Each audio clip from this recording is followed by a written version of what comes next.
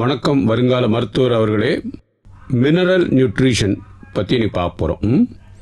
Nutrition என்ன? உணவு வருகிற எல்லா பொருள்களும். உணவுன்னு செடிக்கு இருக்கிற உணவு, மிருகத்துக்கு இருக்கிற உணவு, நமக்கு இருக்கிற உணவு, இது எல்லாமே all living organisms. Nutrition is the basic need of all living organisms. எல்லாமே பிளான்ட்ஸ், அனிமல்ஸ் எல்லாருக்கும் வந்து பேசிக்காக நியூட்ரிஷன் தேவை. அந்த நியூட்ரிஷன் வந்து டிவைட் பண்ணி அதில் கொஞ்சம் பார்க்க போகிறோம். மேக்ரோ மாலிகூல்ஸ் நம்ம சொல்கிறது வந்து மாவுச்சத்து, புரதச்சத்து, கொழுப்பு, தண்ணி, இதுங்கெல்லாம் macro molecules. So carbohydrates, protein, fat, water, இதுங்கெல்லாம். மினரல்ஸ் இருக்கு இல்லையா? மினரல்ஸ் வந்து they are from the inorganic substances and they provide nourishment to the living organisms or work as a raw material for building, bodybuilding. So mineral nutrients வந்து ரொம்ப முக்கியம். Basically they are divided into two main group. One is organic nutrients and inorganic nutrients. நியூட்ரியன்ஸ்னால் உங்களுக்கு என்னன்னு தெரியுது இல்லையா? நம்ம உணவில் வர விட்டமின்ஸு, உணவில் இருக்கிற சோடியம், பொட்டாசியம், இதுங்க எல்லாமே நியூட்ரியன்ஸில் வரும். Method to study the mineral nutrients. எப்படிலாம் இந்த மினரல் நியூட்ரியன்ஸ் ஆஃப் த பிளான்ட்டை நம்ம ஸ்டடி பண்ணலான்னா, ஹைட்ரோஃபோனிக்ஸ், அதாவது சாயில்லெஸ் கல்ச்சர். இப்போ இது வந்து மெயினாக இது இஸ்ரேலில் கண்டுபிடிச்சி இப்போ உலகம் ஃபுல்லாக பண்ணிகிட்ருக்குறாங்க. ஒரு கிளாஸ் டம்ளர் எடுத்துக்கிறோம் வச்சுக்கோங்களேன். அதில் தண்ணீர் விட்டுட்டு செடியை, மண் இல்லாத செடியை அதில் உள்ளே வச்சுட்டு என்னென்ன நியூட்ரியன்ஸ் அதுக்கு தேவையோ அது ஒரு சின்ன பீக்கர் வழியாக நேராக வேருக்கு கொண்டு விடுறது. ப்ளஸ் இன்னொரு ஸ்ட்ரா வழியாக வெளியிலேருந்து காற்று உள்ளே போகிற மாதிரி. இந்த மாதிரி ஸ்டடி பண்ணும்போது ஒவ்வொரு செடிக்கும் என்னென்ன நியூட்ரியன்ஸ் ரொம்ப தேவைப்படுதுன்னு ரொம்ப நுணுக்கமாக நம்மளால் கற்றுக்க முடியும். This is called as water culture. இதோட பேர் வந்து வாட்டர் கல்ச்சர். வாட்டரை கல்ச்சர் பண்ணுறோம். இதை வந்து நம்ம வீட்லேயே கூட நம்ம செட்டப் பண்ணிவிட்டு சோடியம் ஆட் பண்ணுறது, பொட்டாசியம் ஆட் பண்ணுறது, அந்த மாதிரிலாம் நம்ம செய்ய முடியும். இதோட பேர் வந்து hydroponic setup. It's called as hydroponic setup. Hydroponic செட்டப்னா என்ன நம்ம பார்த்துக்கிட்டோம்னா, இன்கேஸ் ஹைட்ராப்னிக் செட்டப் வச்சு ஒரு எம்சிக்கு வந்துச்சுன்னா அதில் இருக்கிறதெல்லாம் நமக்கு வந்துடும். In hydroponics plant production, plants are grown in the tube or being placed in a slightly inclined position. அதில் பம்ப் ஒரு செட் பண்ணுறாங்க. பம்ப் இந்த setup is used to circulate nutrients solution from reservoir to the elevated upper end of the tube. அடுத்து the funnel is used for adding solution, water and nutrients. அதில் so லைட்டாக உப்பு கலந்து கொடுக்கலாம், இல்லாட்டி பொட்டாசியம் கலந்து கொடுக்கலாம். அந்த மாதிரி என்னென்னலாம் நியூட்ரியன்ஸ் அதில் கலந்து தண்ணியில் இது பண்ணி உள்ளே கொடுக்கறது. The bent tube is used for the purpose of aeration. காற்று போகிறதுக்காக பெண்ட் டியூப் யூஸ் பண்ணுறாங்க.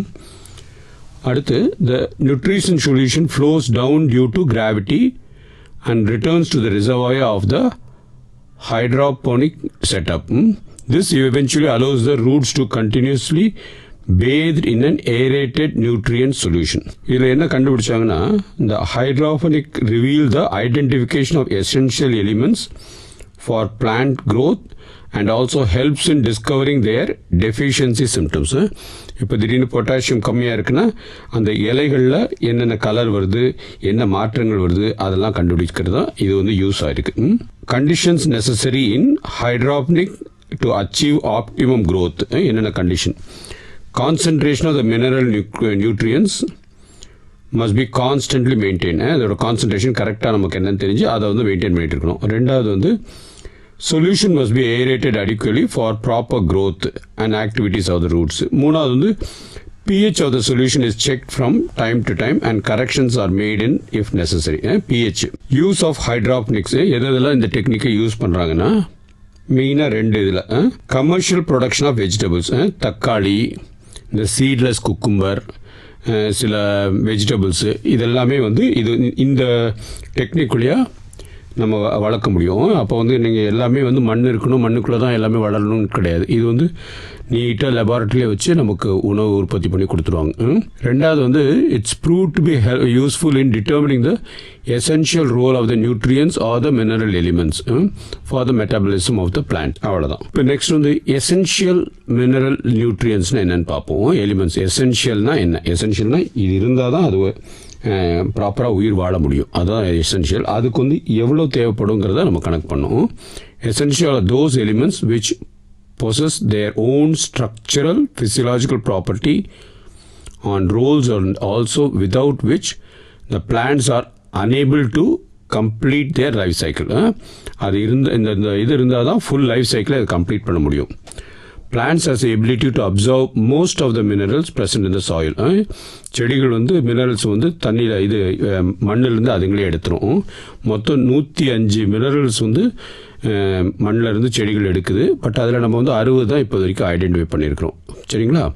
இதில் எதுலலாம் இருக்குன்னா, நமக்கு நார்மலாக தெரிஞ்ச எலிமெண்ட்ஸ் தவிர ரொம்ப heavy and toxic elements Thangam, silicon, cobalt, selenium, இது எல்லாமே இருக்குது.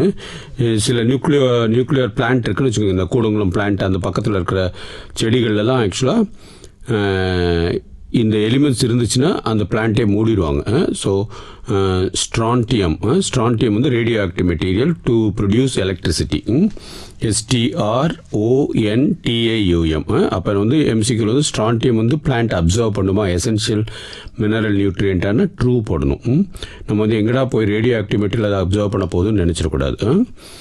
ஸோ இதுங்க தான் இதில் வந்து மெயினாகுது. So with the development of advance technique for detecting the minerals, ரொம்ப மினிமலாக இருந்தால் கூட 10 to -8 grams per milliliter இருந்தால் கூட கண்டுபிடிச்சிடலாம் அந்த பிளான்ட் இந்த டெக்னிக் வச்சு. க்ரைட்டீரியா ஃபார் எசென்ஷியாலிட்டி என்ன க்ரைட்டீரியா இருந்தால் இது வந்து எசென்ஷியல் மினரல் எலிமெண்ட்டுன்னு சொல்கிறோம். ஃபஸ்ட்டு க்ரைட்டீரியா வந்து the element must be able to support the process of normal growth and reproduction. அந்த மினரல் வந்து எலிமெண்ட் வந்து அது இருந்துச்சுன்னா அந்த ஹோல் பிளான்ட் சைக்கிள் கம்ப்ளீட் பண்ணுறதுக்கு அது உதவுது. ரெண்டாவது, requirement of the particular element in appropriate amount must be specific and it should not be replace by any other. இது ஸோ இது இருந்தால் தான் அந்த இது அதுவும் இந்த கான்சன்ட்ரேஷனில் இந்த அளவுக்கு தேவைப்பட்டால் தான் இந்த செடிக்கு வந்து உற்பத்தி ஆக முடியும். ஸோ அதுதான் வந்து important.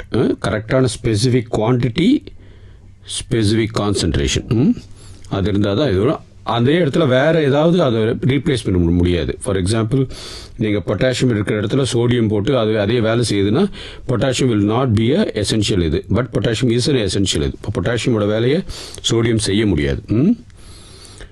The element must have the property of involving in the functioning and metabolism of the plant directly. இப்போ எப்படி இதை கிளாஸிஃபை பண்ணுறோம் எசென்ஷியல் மினரல் எலிமெண்ட்ஸை? ஒன்று மேக்ரோ நியூட்ரியன்ஸ், இன்னொன்று மைக்ரோ நியூட்ரியன்ஸ். மேக்ரோ நியூட்ரியன்ஸ் தான் it plant in the large and excess amount around 10 millimole per kilogram or 10 milligram per gram of dry matter. They are called as macronutrients. 10 milligram per gram of dry matter. Milligram per gram அது. And they are called as macronutrients or major elements. These elements are generally involved in the synthesis of organic molecules and development of the osmotic potentials.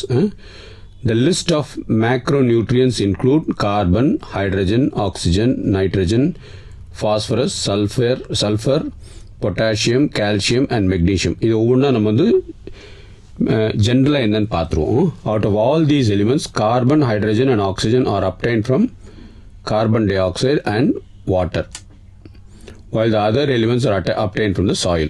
Carbon டை ஆக்சைடும் வாட்டரும் வந்து carbon di oxide காற்றுலேருந்து எடுத்துக்குது, hydrogen water வந்து சாயிலிருந்து எடுக்குது, பாக்கி இருக்கிற எல்லா நியூட்ரியன்ஸும் it comes from the soil. இப்போ மைக்ரோ நியூட்ரியன்ஸ், மைன்யூட்டாக என்னென்னலாம் தேவைப்படுங்கிறத வச்சு தான் மைக்ரோ நியூட்ரியன்ஸ். அது வந்து it is less than 0.1 milligram per gram of dry matter. 0.1 அது வந்து 10 milligram, இது 0.1 milligram. These are generally 8 in number, and the list includes iron, magnesium, copper, molybdenum, zinc, boron, chlorine, nickel. இதுங்க எல்லாமே important. இதுங்க வந்து இப்போ டிஃப்ரெண்ட் கேட்டகரிஸாக பிடிச்சிருக்காங்க. என்னென்ன கேட்டகரிஸ்ன்னு பார்ப்போம். As the constituents of the biomolecule, these are essential components of biomolecules, hence it is known as the structural element of the carbon, hydrogen, oxygen, nitrogen. As the energy related chemical compound, அது biomolecular constituents ஒரு category, energy related chemical காம்பவுண்டாக இன்னொரு category. அதில் வந்து phosphorus அதில் வரும். Phosphorus வந்து ஏடிபியில் இருக்கு இல்லையா, அதனால ஃபாஸ்பரஸ் அதில் கொடுத்துருவாங்க, எனர்ஜி ரிலீசிங். இன்னொன்று வந்து part of enzymes showing catalytic activity. So மூணாவது வந்து என்சைம்ஸ் வந்து மெக்னீஷியம் மெயினாக அந்த இதில் வரும். ஃபோட்டோ சிந்தசிஸில் வந்து ரிபுலோஸ் பைஃபாஸ்பேட் வந்து இதில் கன்வெர்ட் ஆகுது இந்த ரெஸ்பிரேஷனில். ஸோ அதனால் வந்து இந்த அந்த என்சைம்ஸ் வந்து அதுவிலே ஒரு கேட்டகரைஸ் பண்ணுறாங்க. while zinc acts as an activator of alcohol dehydrogenase, MO, molybdenum வந்து அதுக்கு வந்து short form MO, as an activator of the nitrogenase during the course of fixation of nitrogen. Nitrogen மண்ணுக்குள்ளே ஃபிக்ஸ் பண்ணுறதுக்கு இந்த molybdenum வந்து தேவைப்படும். அடுத்தது வந்து as an element altering osmotic potential கொஞ்சம் ஆல்ட்ரு பண்ணோன்னா சில எலிமெண்ட்ஸ் தேவைப்படும். ஸோ 4 கேட்டகரியாக பிடிச்சிருக்கோம். அதோட என்ன வேலைப்பாடுகள் அதை வச்சு உள்ள கேட்டகரிஸ். ஒன்று வந்து பயோமாலிகுலோட கான்ஸ்டியூண்ட்டாக இருக்கிறது, இன்னொன்று வந்து எனர்ஜி ப்ரொடியூஸ் பண்ணுறது ஏடிபி இருக்கிறது, இன்னொன்று என்சைம், 4வது வந்து osmotic potential. Roles of macro and micro nutrients. இது ரோல்ஸ் ஆஃப் மேக்ரோ என்ன பண்ணால், ஒன்று வந்து regulation of permeability of the cell membrane, regulate பண்ணுது. Maintenance of the osmotic potential of cell sap, osmotic potential. 3வது takes part in the electron transport system. 4வது function in the buffering action, enzymatic activity and activity as a major constituents of macromolecules and coenzymes. இது 4மே வந்து major Rolle's of macro and micro nutrients.